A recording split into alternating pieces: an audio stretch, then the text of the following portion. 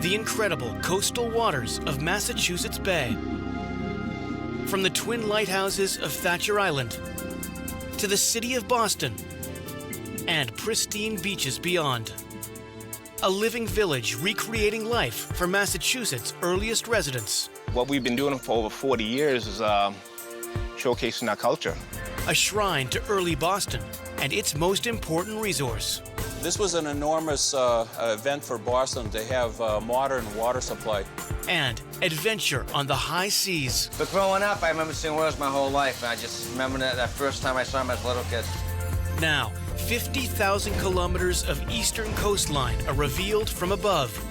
An aerial journey over America's rugged Atlantic frontier. This is America Over the Edge.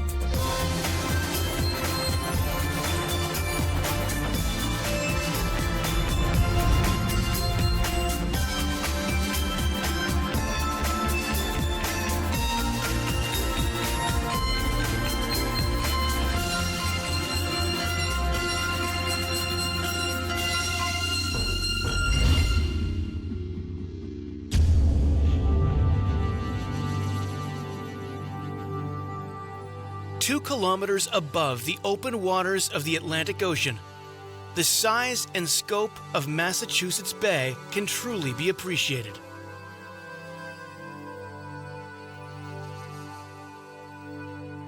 The waterway stretches from the Cape Ann Peninsula in the north to Plymouth Harbor in the south, and is home to millions of residents along 100 kilometers of stunning coast. Now closer to sea level, and closer to shore, the first sight greeting visitors at the entrance to Massachusetts Bay are the twin lighthouses of Thatcher Island. Constructed in 1771, they are the only operating twin lighthouses in America. Thatcher Island's lights were built along a stretch of coast with multiple light stations, before the invention of blinking patterns and revolving lenses. To avoid mariners confusing Thatcher Island's signal with another light, local officials decided to build two.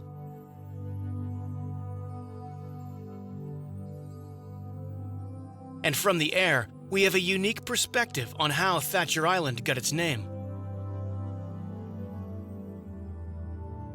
In an event known as the Great Storm of 1635, a boat traveling southbound around the Cape Ann Peninsula went off course and grounded on this rocky shore.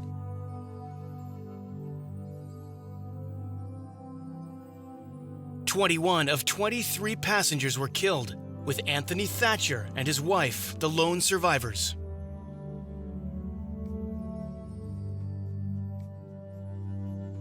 The island was given to the Thatcher family, but it would take more than a century before a light station was finally constructed along this deadly stretch of coast.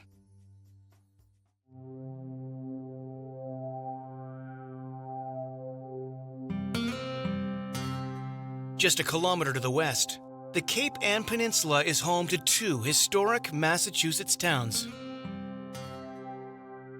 In its early years, Rockport was known for lumber, granite, and as a fishing outpost. From high above, the remoteness of the town can still be felt on the northern edge of the peninsula. But over time, Rockport's remote beauty drew other residents, including photographers, writers, and painters.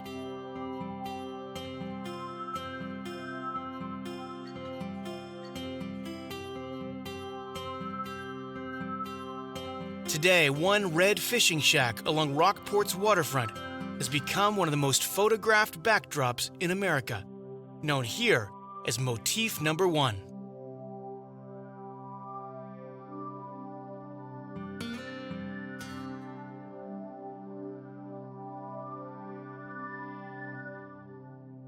Moving south along the Cape Ann Peninsula, the city of Gloucester is home to just under 30,000 people.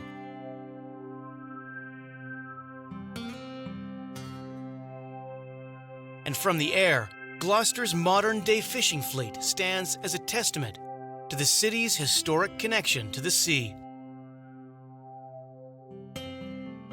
For generations, this was one of the most vibrant fishing hubs on the East Coast.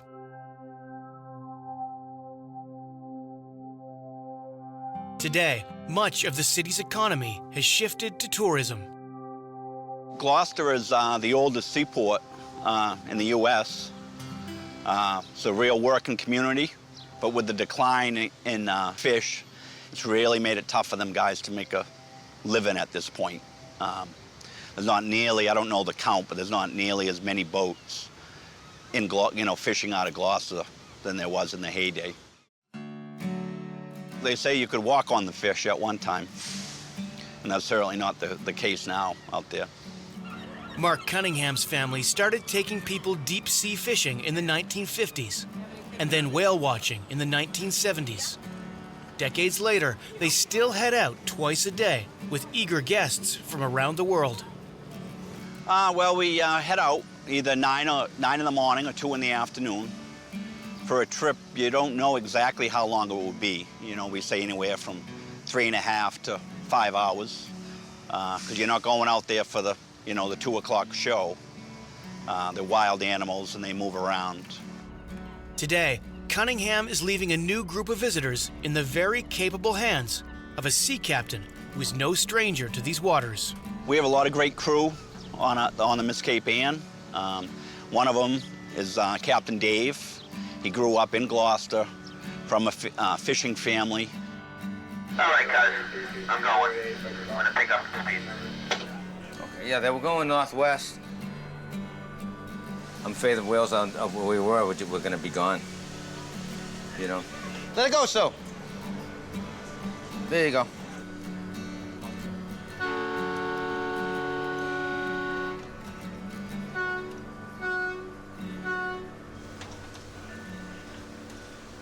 On the upper deck, and these are our larger whales, including humpbacks, finwhales.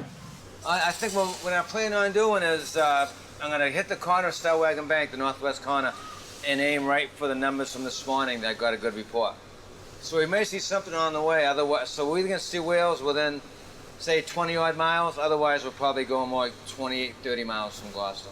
But I'm hoping that with good confidence, we're going to be seeing humpback whales. Gloucester is located just kilometers from 2 of the top feeding grounds in the region. With that in mind, Captain Dave expects it will be a good day. So I'm hoping there's some feeding going on. We won't know until we get there because they feed certain times of the day. Whenever they eat till they get full, then they stop. So it all depends. So typically feeding occurs in early morning and then late afternoon, which will be yes when we get there. 2 hours from shore, the captain's info proves correct. Whales are on the horizon. So we arrived down the bank. We're still within the southwest corner of Stellwagen Bank. And now there's whale blows up ahead of us. They're pretty much spread out. So the humpback whales, I believe, looking at the blows that we've seen. The different whales give out different blows. You can get an idea of which is which, finbacks or humpbacks, and then humpback whales for sure. Again, they're all spread out, but I'm going to start here. We'll get a couple looks, and we'll move ourselves a little further south.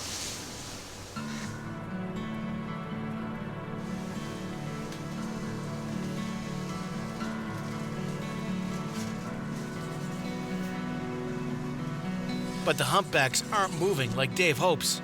He wants visitors to get a good view of the tails as the whales dive in search of food.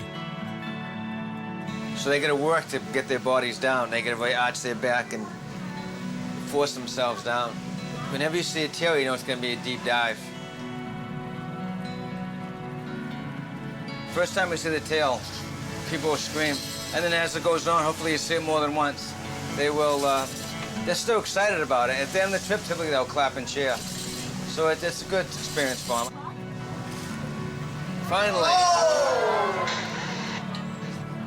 Finally, the visitors are in luck. And they're also based on a rating in type 1, 2, and type 5. Hopefully we get another one here.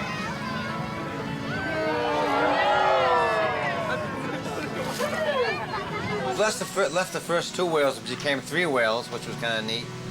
So we'll stick on here a little bit. Hopefully we get some tail shots. But we have moved south probably from where I first started, a good 1.5 miles.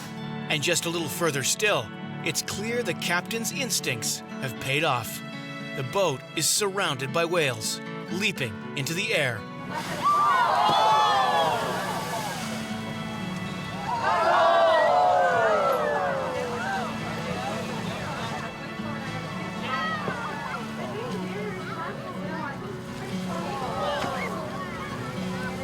Humpbacks here measure from 10 to 20 meters in length and weigh more than 25 tons.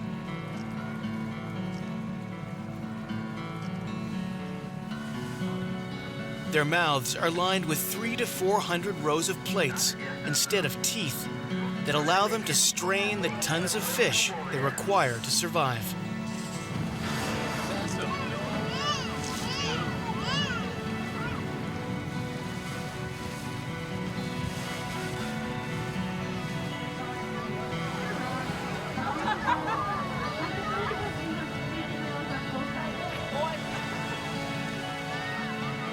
The guests on Captain Dave's tour boat are thrilled, and it is an experience that never gets tiring, even for those who have experienced this hundreds of times. Worked out very well. Great expectations, and it worked even better. So, went a long way. The wheels are spread out. You just gotta wait your time. You gotta be patient. Like I said, I think typically they start feeding in the morning. They get a little active. Midday, they kind of knock it off, and then as the sun goes down later in the day, they tend to get more active, and it kind of proved it right there. The whale that was active a lot was the calf, I believe. So it's interesting where the calf, they're just kind of learning about life. It's like having a puppy, you know. I think it worked out very well. I think everybody was happy. I've done it so long, I can kind of get a feel for what the whales are doing. But growing up, I remember seeing whales my whole life, and I just remember that first time I saw them as a little kid. It still brings that back, that memory, I guess. It's a lot of fun. I enjoy it. Very rewarding when people visit the city and we take them out for a whale watch. Usually when people go out and have a nice day out there, they usually say it's the highlight of their vacation. You know, I love it, even though it's a job. It's nice to go to work and really love your job.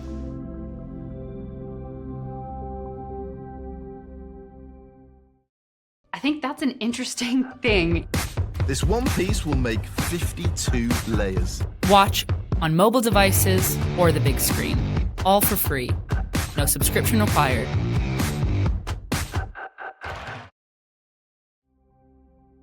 Heading southwest from Gloucester, the blue-collar towns of the Cape Ann Peninsula are quickly replaced by wealthy seaside enclaves. From the sky, unbelievable estates can be seen for kilometers, lining the north shore of Massachusetts Bay. This area is known as Manchester by the Sea.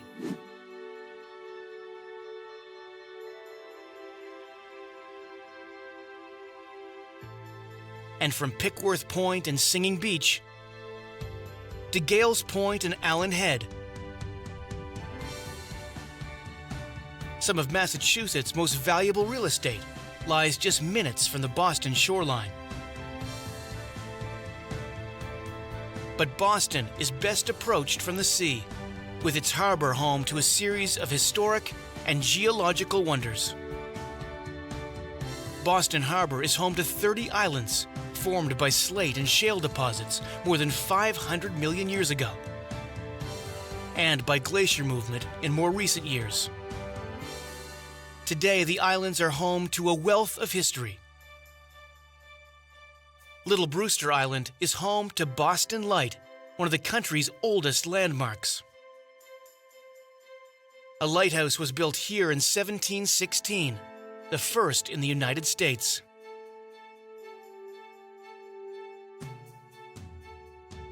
But that light was destroyed by the British as they fled Boston during the American Revolution. The current light was built in 1783.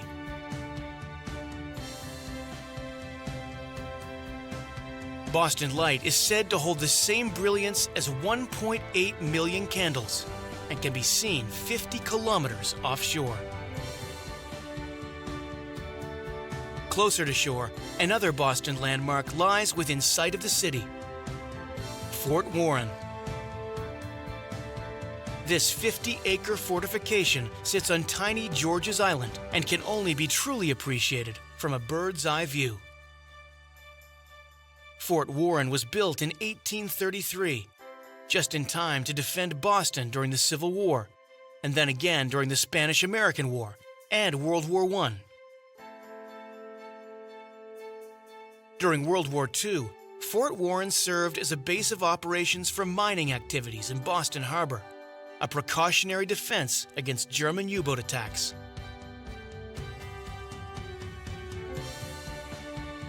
And closer to shore still, one more granite fort sits just adjacent to Logan Airport and the Port of Boston.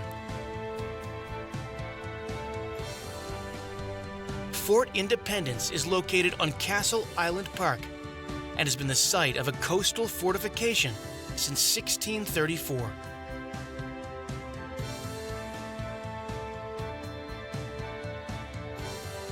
A fort built in 1701 was known as Castle William until the British abandoned it during the American Revolution.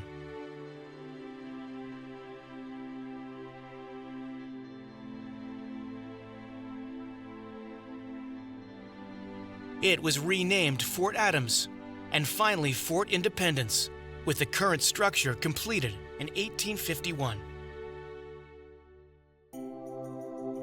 Finally, northwest of Fort Warren, Tobin Memorial Bridge spans Mystic River on approach to one of the United States' most beautiful cities.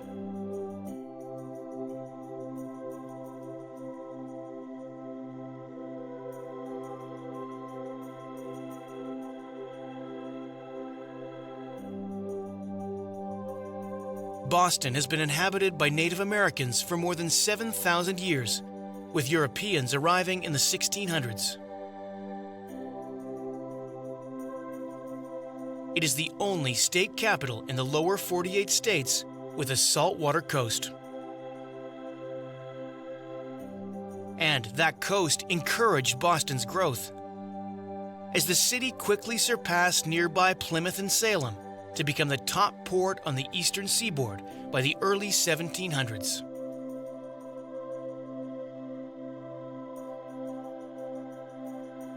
Today, Boston has grown to be the largest city in New England, and not just in population.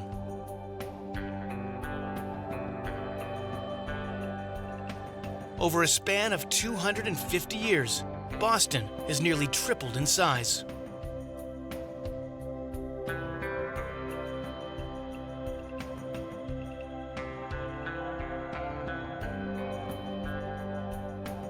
And from the air, we have a unique perspective on one of the most complex land reclamation projects in history.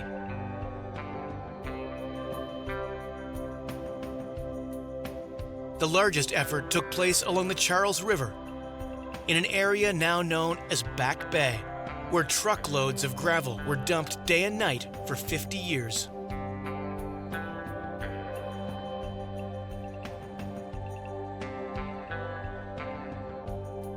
And fronting the city, tidal areas and coves along the harbor were also filled in, using sediment acquired by leveling and lowering the city's hills.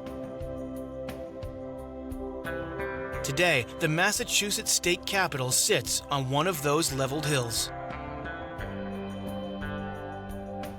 It is an iconic structure in a cityscape combining historic landmarks with modern centers of business and trade.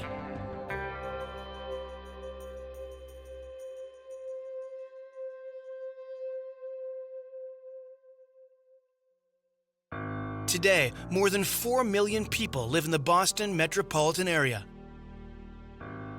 But less than 20% of those people live in the city itself. Boston is surrounded by smaller towns and settlements that have been part of the fabric of the Massachusetts Bay region for generations.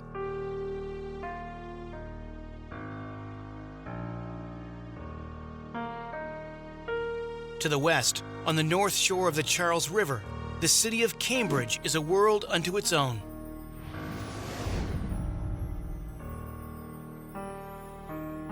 And from the air, this unique perspective offers a true appreciation for one of the most concentrated bases of knowledge and academia in the world. Beginning with the Massachusetts Institute of Technology, the school's famous dome is a scholastic landmark designed to honor the Roman pantheon and the universality of all knowledge.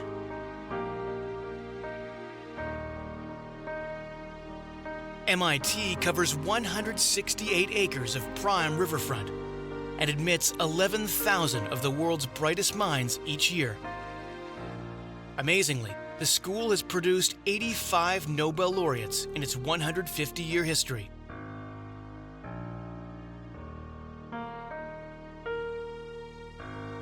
Just 2 kilometers northwest, Harvard is another Cambridge institution known around the world.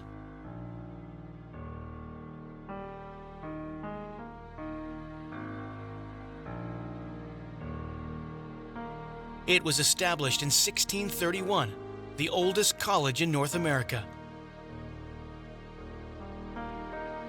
And many of its original buildings still stand, including Eliot House, with its picturesque and iconic clock tower. Eliot House is a residence for upperclassmen of the college and has been home to famous and infamous scholars around the world, including Leonard Bernstein, Pakistani Prime Minister Benazir Bhutto, and Theodore J. Kaczynski, better known as the Unabomber. Harvard's first commencement ceremony in 1642 had just 9 graduates. Over the next 4 centuries, Harvard would become known for its divinity school, a law school, and its business school. Today, it is famous for possessing 15 million books, second only in the United States to the Library of Congress. Moving beyond Cambridge, Boston's satellite cities and suburbs extend for kilometers. It is an area that grew quickly over time, from the inner suburbs of Cambridge and Lexington to the outer suburbs of Lowell and Needham. And in the town of Brookline, one museum stands as a testament to that early growth and the infrastructure required to supply water to one of America's earliest metropolitan areas. The Chestnut Hill Reservoir and Pumping Station was built in 1887 and is still preserved today. This was an enormous event for Boston to have a modern water supply, and this is what Boston considers its golden age. The architecture that was built during the late 1800s is all very ornamental. You know, it's meant to enhance the city's reputation. They were very proud of the water supply, and they acted accordingly. They built an elaborate pumping station. They put a lot of elaborate detail even into their pumping engines. The process may seem simple today, but in the 1800s, it was a monumental endeavor, burning coal to produce steam to push a city's worth of water uphill. The reservoir would supply water to this pumping station. Each of the engines would push the water using steam force, basically, in big old plungers, and they'd push the water up to a reservoir that was on the next hilltop. That reservoir was high enough that it was above all of the houses in Boston at the time, and they could let the water run down by gravity to supply everyone. Inside the Waterworks Museum, much of the facility looks untouched after 80 years of service. It is a multi-level industrial operation with steam pistons on the top floor and a series of valves on the middle floor, leading down to the pumping station's main floor. Up above us on the steam level, the steam pistons are basically pushing up and down by about 6 feet, and that's giving this sort of rotational force to the crankshaft, which turns the big flywheels. And as it goes up and down, the rods pull down into plungers in the basement, and that's what moves the water. It pushes the plungers up and down, and that's what the force of that gets the water up the hill. And it was like a little symphony. All of the valves moved according to where they needed to admit steam into the engine and basically power everything. And below ground, the machinery on this subterranean level completes the process. So we're actually going down in the basement of the Atlas engine now, which is where the pumps are. And this is an 1898 water pump. And what you had was an assembly here where the water pipe that you see kind of gradually going along the bottom carried the water from the reservoir, and then a plunger in the middle would suck upward. Water would go through a series of valves that would be down on the inside of this plate. This is an access door, so we can actually go work on the valves if we need to. And that would allow one-way passage of water into the plunger, and then a similar chamber over on the other side would allow the passage out. And it would be collected on a pipe on the far side and then brought off to the customers. The Chestnut Hill Reservoir and Pumping Station was replaced with a more modern facility in the 1970s. Nonetheless, more than a century after it was built, the Waterworks Museum remains a favorite stop for its industrial beauty and its historic role in the development of the Boston metropolitan area. I look at water as something that touches everyone's lives. Here we learned how to do water quality of water supplies properly, how to build water supplies. The engineers that were associated with this place were giants in their day, and the machinery that they built here is just is stunning. You know, you can't find examples of some of these things anywhere else. This sort of thing is important to me. I want to make sure that this heritage is understood by people in this area who drink the water. It was an important thing at the turn of the century when this place was created.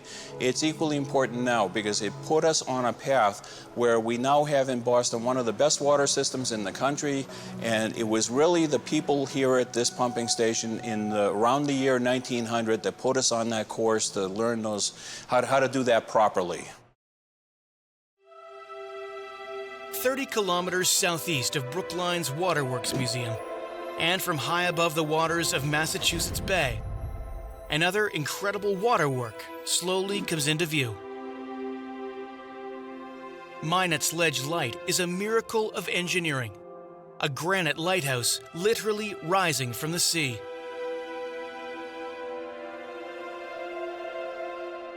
A light was built here after 40 vessels were lost in these treacherous waters from 1832 to 1841.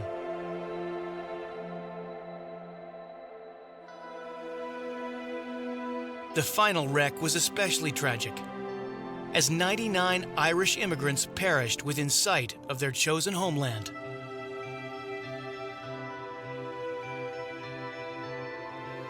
And from the air, the scope of this epic project becomes clear.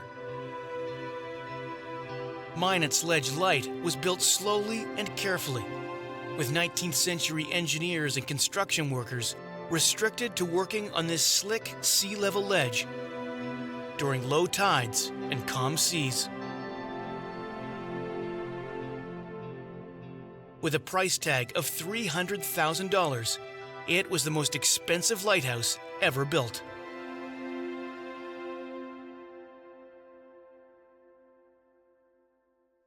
Continuing south, the landscape changes, with beaches lining the waters of Massachusetts Bay as far as the eye can see. A stark contrast to Boston's metropolitan area just to the north.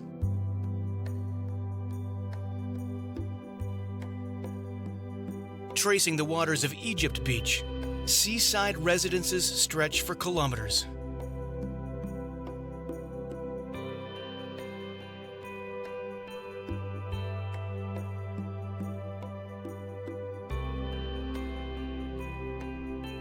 And from just above sea level, it is easy to appreciate the power of the sea.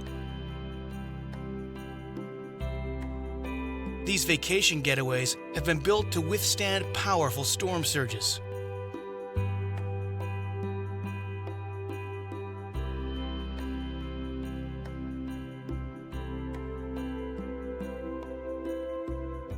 Further, Scituate Light marks another famous landmark along Massachusetts Bay.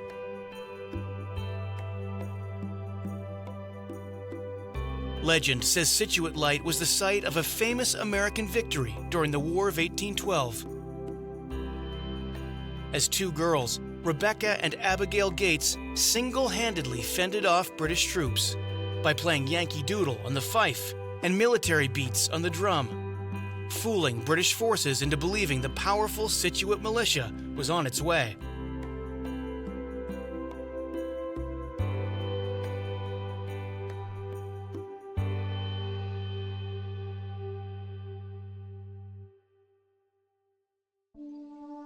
Further south and from high above, Duxbury Beach is a pristine sight.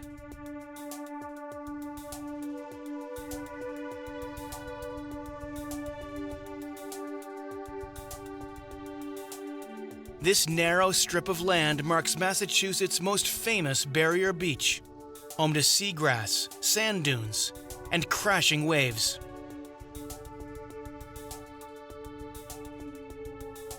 It measures just 50 meters at its narrowest point, separating Massachusetts Bay from Duxbury Bay.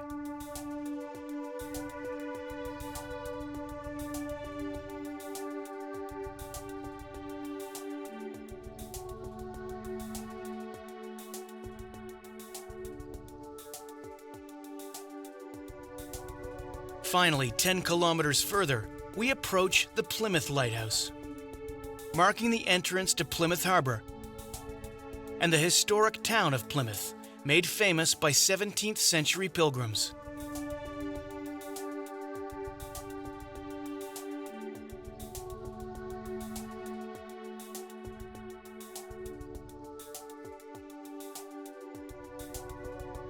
And from above, the scope of their journey becomes clear, navigating these shallow waters with no light to guide them to freedom.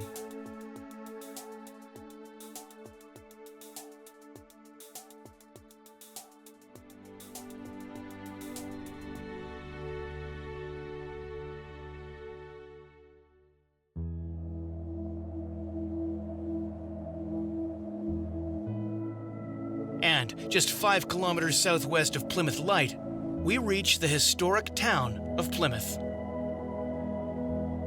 Plymouth started out as a very humble agricultural community with the original 102 folks that landed here, and only 50 survived the first winter. And it was really a hard-scrabble colony for a long time as they got accustomed to growing things here in this new land. And the early settlers also tried to introduce the fisheries here, but they really weren't very good at it. They didn't bring the right tools and equipment. They weren't fishermen to begin with, so they didn't understand it well. So it wasn't really until the 18th century that Plymouth started to develop as a seaport. While the town flourished in its early years, its seaport was too shallow to attract significant marine activity, meaning Plymouth remained a smaller settlement. So in some ways, Plymouth, after its heyday as Plymouth Colony, has been a little bit more of a backwater, and that's what some of us who are residents here today actually like about it. But throughout the town, many reminders can be found highlighting Plymouth's busy past. There are many fascinating historical sites here in Plymouth. There are historic houses that the Plymouth Antiquarian Society stewards. One of my favorite historic sites is right here, Burial Hill in Plymouth, where some of the early settlers are interred, and also Plymouthians going right into the 20th century. Very near to where I'm standing is the grave site of Governor William Bradford, the second governor of the colony, and the man who recorded in very eloquent language in his journal the story of those first families that lived here, the trials and tribulations that they suffered, and his thoughts and reflections about that. And his grave was not marked with any sort of permanent stone during his lifetime. It may have been a simple wooden marker that has long since eroded and faded away. But in later generations, in the 19th century, a monument was put to mark the area where he was buried. And we find the same for many of those other passengers on the Mayflower whose graves are not precisely known, but we do know that they're buried right here on this hill. And in the heart of the town, the most famous symbol of Plymouth's history is literally caged in and protected, a tourist attraction drawing admirers from around the world. It is known as the Plymouth Rock. One of the stories that's most fascinating about Plymouth, of course, is the story of Plymouth Rock. And that is one that a lot of people might poo-poo these days and consider to be purely legend. But I do believe if we consider oral tradition to be as important a source of information as what is documented in written form, that perhaps we should give the story of Plymouth Rock a second look, and that there was a large granite boulder of some sort on the Plymouth waterfront that those early generations and those that followed used as just sort of a reference point for where the first comers came ashore.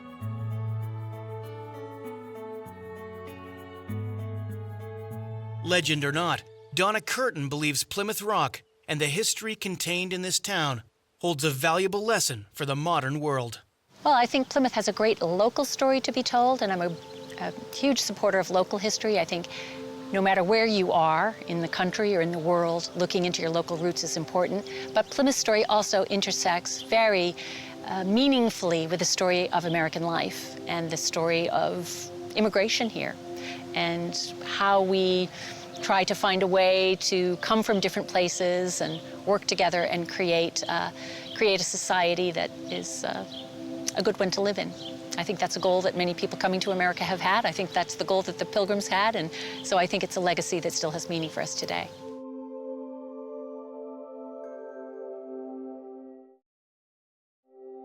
The town of Plymouth, Massachusetts marks one of America's most historic settlements. From high above, it is clear modern Plymouth has truly maintained its small-town charm. But at the southern end of town, beyond a strand of trees lining the coast, grassy fields widen to reveal a world-class facility that brings Plymouth's history to life. It is known as Plymouth Plantation. The plantation is an elaborate recreation of early Plymouth, located just 4 kilometers from the original town site. Plymouth, Massachusetts is New England's oldest continually occupied community. Ever since Mayflower landed in 1620, folks have been living here on the very same street, and our museum is a recreation of that community 4 or 5 years after Mayflower landed. One of the things that sets our museum apart, so many museums just preserve objects. People go and look at things. And when they come to Plymouth Plantation, it's to encounter people and the way that they lived. And so our staff is committed to recovering the ways people worked, the way they enjoyed themselves, their food, and it's our attempt to understand what the past was like by actually living it as accurately as possible. And the first stop on any tour here is the Pilgrim Village. We are walking down what is known in the 1620s as the street. The town is so small, there's only one road from the meeting house behind me down to the beach, and another that crosses it and takes people out to their cornfields. If anyone was here in the 1620s, they would see that around the walls of the town, because the entire town is palisaded, there are 200 acres of cornfields. We're going to go in here and take a look at Francis Cook's house.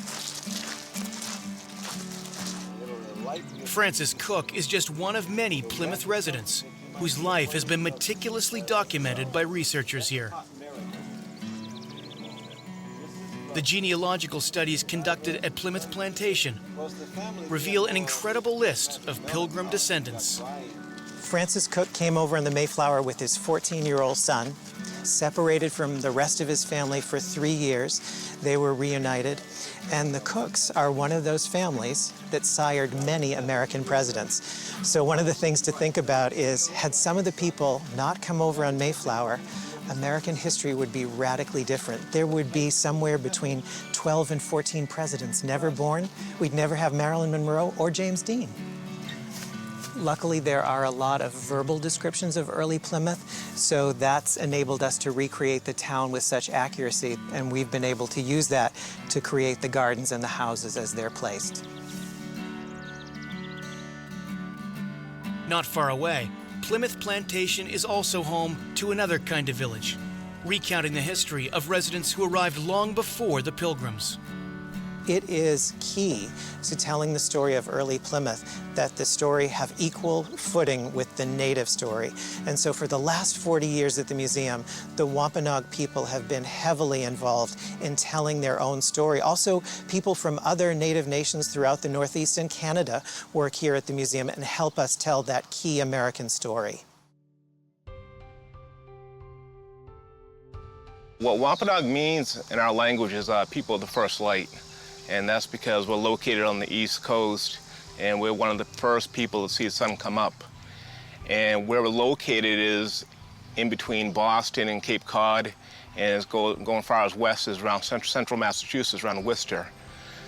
And amongst that area, there's probably about 70 Wampanoag communities. And at one time, we probably numbered over 100,000 people. The Native American timeline here stretches back 12,000 years. And today, the Plymouth area is home to roughly 7,000 Wampanoag, proud to showcase their traditions and way of life. And the site you're at right now, you don't get more authentic than where you're at. This has been a site. What we've been doing for over 40 years is showcasing our culture. Darius Coombs has introduced thousands of visitors to his heritage here, in a village he helped create. Welcome to the Wampanoag home site. As you can see, we have a large planting area to my right.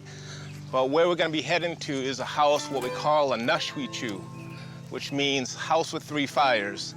This house you're about to enter will hold over 20 people, and it's considered to be one of the largest houses built today.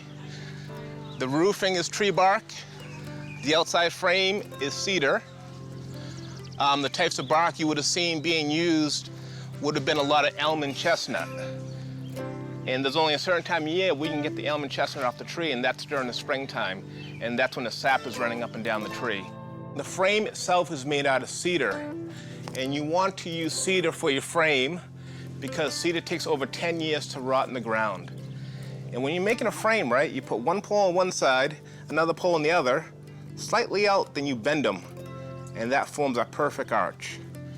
Now, our houses will range in sizes anywhere from 10 feet around to the largest footprint that was found out in central Massachusetts, which is over 300 foot in length. So those houses will hold 20 families inside during the wintertime. And what we have down here is the bed platforms. The barking is elm and chestnut. Traditionally, today we use tulip poplar. And what we've seen a lot during the fall and winter were bark-covered houses. And what we've seen a lot during the summer were cattail mat-covered houses. So we had a summer and a winter place. During the spring and summer, we would come out near the ocean to plant and fish. And during the fall and winter, we would move enough inland so we get protection from the wind from the ocean. In addition to housing, the Wampanoag village also showcases local culinary traditions. What we have here is our Wampanoag planting field.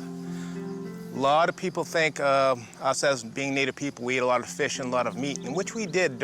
We ate a lot of fish during the summer, and we ate a lot of meat during the winter. But in actuality, over 2/3 of what we ate was considered to be vegetables. And what we have out here, we have corn, we have beans, we have squash, we have watermelon, we have pumpkin, we have sunflowers.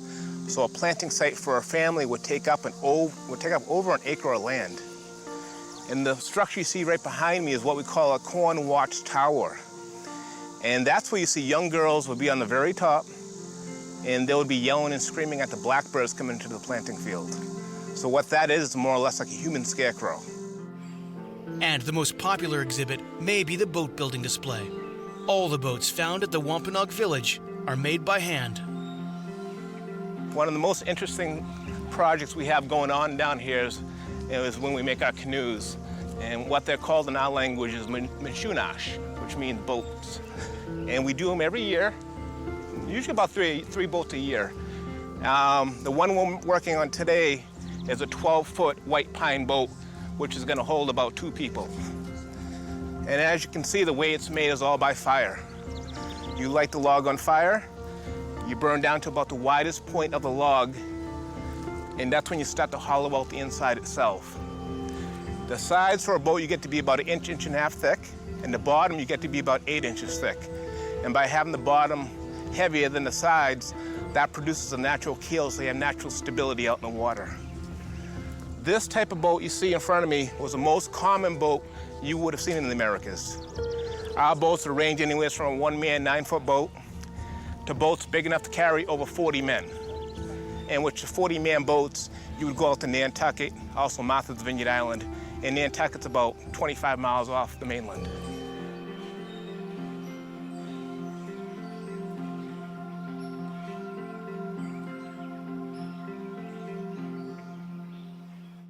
While the Wampanoag site may be the most interesting for visitors, the most visited site at Plymouth Plantation is the Mayflower replica.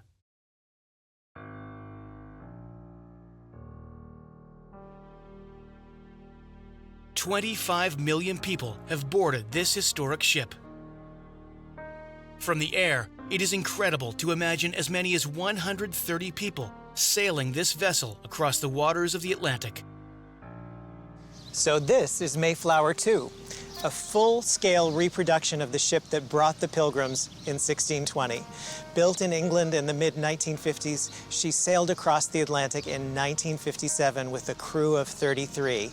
And she arrived off the coast of Cape Cod, spent a day at Provincetown where the Pilgrims originally landed, and then she came here.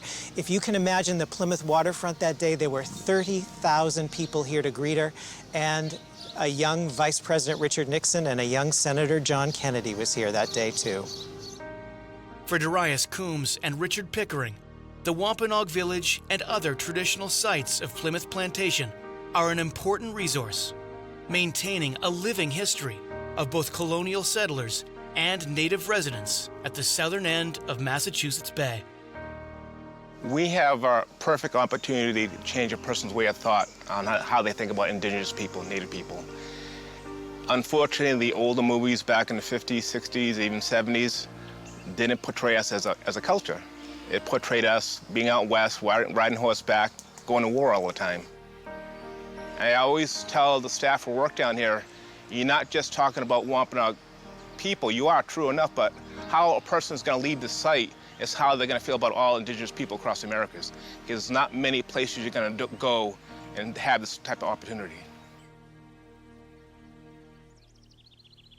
The United States is a young nation. We are only 13 generations away from the people that came over on Mayflower. There are 25 to 32 million Americans and Canadians who claim to be descendants from those 102 on that ship. The story is still very real. Their descendants walk among us. The Wampanoag people are still living on the shores where their ancestors lived. This is a real story that has shaped the way we live today, as our choices today will shape the next 400 years.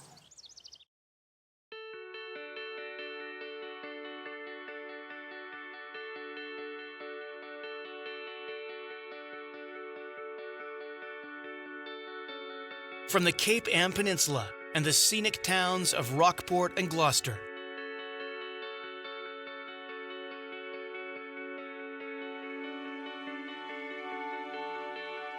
to the stunning Boston skyline,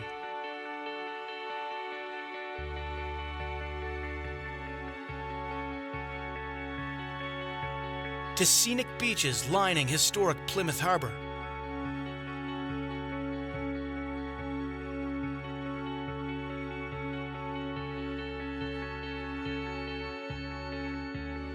Massachusetts Bay holds a wealth of traditions, dating back generations.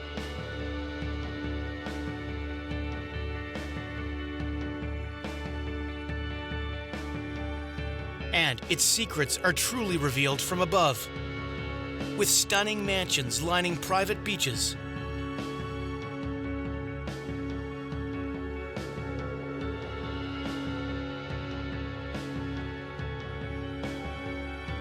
a bird's eye view of Massachusetts' most historic buildings,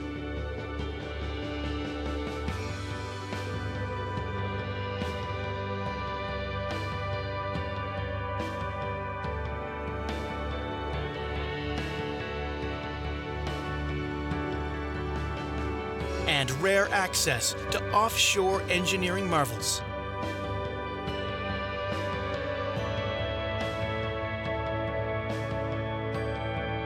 An incredible maritime region where 100 kilometers of coastline meets 12,000 years of history.